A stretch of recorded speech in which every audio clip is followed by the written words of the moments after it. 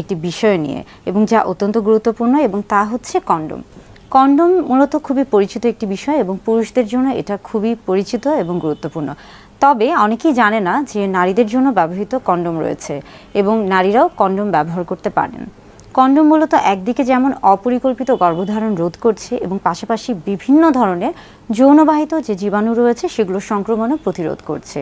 তাই আজকে মূলত মহিলাদের জন্য ব্যবহৃত কন্ডোম নিয়ে কথা বলবো এবং সেটি দেখানোর চেষ্টা করব। বাজারে নারীদের জন্য ব্যবহৃত যে কন্ডোমগুলো রয়েছে এগুলো মূলত ইন্টারনাল কন্ডোম এগুলোকে বলা হয়ে থাকে। যেহেতু এটা যোনিপথের ভিতরে ব্যবহার করা হয় তাই এটাকে ইন্টারনাল কন্ডোমও বলা হয়ে থাকে। পুরুষদের জন্য ব্যবহৃত কন্ডোম মোটামুটি সকলেই চিনেন, কিন্তু অনেকেই মহিলাদের জন্য যে কন্ডোম রয়েছে অর্থাৎ ফিমেল কন্ডোম বা ইন্টারনাল কন্ডোম এটাকে চিনেন না বা জানেন না। তাই আজকে ফিমেল কন্ডোম নিয়ে কথা বলার চেষ্টা করব। ফিমেল কন্ডোমটি আপনি বিভিন্ন ধরনের ফার্মেসিতে গিয়ে দেখতে পারেন অথবা আপনাকে এটা অনলাইনে অর্ডার করতে হবে। তবে আমাদের দেশে ফিমেল কন্ডোম এখনও এতটা পরিচিত নয়, তাই এটা মূলত দেখা যাচ্ছে যে অনেক ফার্মেসিতে এখনও এতটা সহজলভ্য বা এতটা সহজে পাওয়া যায় না। আমি এটা অনলাইন থেকে নেওয়ার চেষ্টা করেছি এবং অনলাইন থেকে সংগ্রহ করেছি। প্রথমে কন্ডোমটি কেনার পরে খেয়াল করতে হবে যে কন্ডোমের প্যাকেটের গায়ে যে মেয়াদটি দেয়া আছে অর্থাৎ মেয়াদ উত্তীর্ণ তারিখ যেটা দেয়া থাকে সেটা আগে খেয়াল করে নিতে হবে যে তারিখটা ঠিক আছে কিনা, অর্থাৎ এটা ব্যবহারের উপযোগী কিনা। এরপর পরিষ্কার হাতে প্যাকেটের ভিতরে যে কন্ডোমের প্যাকেট রয়েছে সেটিকে বের করে নেবেন এবং খেয়াল করবেন যে এখানে একটি চিহ্ন দেওয়া আছে, অর্থাৎ এদিক থেকে কন্ডোমের প্যাকেটটাকে ছিঁড়তে হবে। তবে মনে রাখবেন যে কন্ডোমটি ব্যবহারের আগে অবশ্যই আপনার হাত পরিষ্কার করে ফেলবেন এবং এটাকে কখনোই ধারালো কোনো কিছু দিয়ে খোলার চেষ্টা করবেন না, সেক্ষেত্রে কিন্তু কন্ডোমটি ছিঁড়ে যেতে পারে। এখানে যে চিহ্নটি রয়েছে সেটা দিয়ে প্যাকেটটি খোলার চেষ্টা করবেন এবং আস্তে করে সাবধানে খোলার চেষ্টা করবেন যেন কন্ডোমটি ছিঁড়ে না যায়। মহিলাদের জন্য ব্যবহৃত যে কন্ডোমটি রয়েছে এটা মহিলাদের জন্য ব্যবহৃত কন্ডোম বা ইন্টারনাল কন্ডোম এটাকে বলা হয়ে থাকে।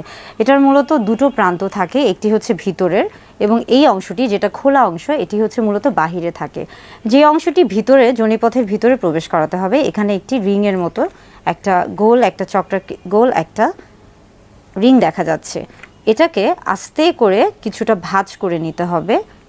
আস্তে করে ভাঁজ করে নিয়ে যোনিপথে আস্তে করে প্রবেশ করাতে হবে এবং যখন প্রবেশ করাবেন তখন খেয়াল করতে হবে যে এটা যেন কোনোভাবেই পেঁচিয়ে না যায় কিংবা স্থানচ্যুত হয়ে না যায় কিংবা অনেক বেশি ভিতরে প্রবেশ না হয়ে যায়, অর্থাৎ এটাকে আস্তে আস্তে প্রবেশ করাতে হবে।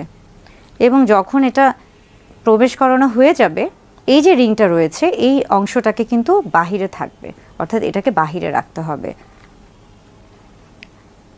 যখন সহবাস করবেন বা সহবাসের পরে বা সহবাসের সময় খেয়াল করতে হবে যে এটা যেন স্থানচ্যুত হয়ে না যায়, এটা যেন পেঁচিয়ে না যায় কিংবা এটা যেন ভিতরে চলে না যায় বা এটা যেন বাইরে বের হয়ে না আসে।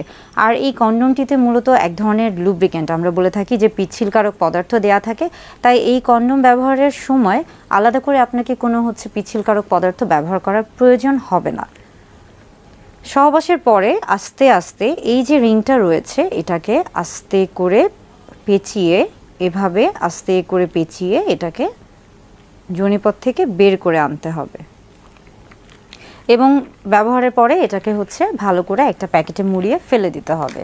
এই হলো মূলত মহিলাদের জন্য ব্যবহৃত কন্ডোম, যেটা কিনা অনেকেই চিনেন না বা অনেকে জানেনই না যে আসলে মহিলাদের জন্য কন্ডোম রয়েছে বা মহিলারাও কন্ডোম ব্যবহার করতে পারেন।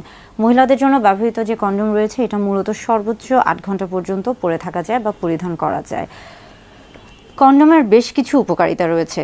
কন্ডোম যেমন জন্ম নিয়ন্ত্রক পদ্ধতি হিসেবে কাজ করে থাকে, একমাত্র কন্ডোমই কিন্তু একই সাথে যেমন জন্ম নিয়ন্ত্রক পদ্ধতি হিসেবে কাজ করে থাকে তেমনি পাশাপাশি এটা কিন্তু বিভিন্ন ধরনের যৌনবাহিত যে জীবাণুগুলো রয়েছে সেগুলো থেকে কিন্তু আপনাকে প্রতিরোধ ক্ষমতা দিচ্ছে, অর্থাৎ সেগুলো থেকে আপনার শরীরকে রক্ষা করছে বা সুরক্ষিত রাখছে। তাই কন্ডোম নারী পুরুষ উভয়ে ব্যবহার করতে পারবেন এবং সবসময় খেয়াল রাখতে হবে যে একটা সুস্থ সুন্দর একটা স্বাভাবিক যৌন জীবনের জন্য অর্থাৎ নিরাপদ সহবাসের জন্য কন্ডোমের ব্যবহার করা গুরুত্বপূর্ণ বা একটি নিরাপদ সহবাসের জন্য কন্ডোম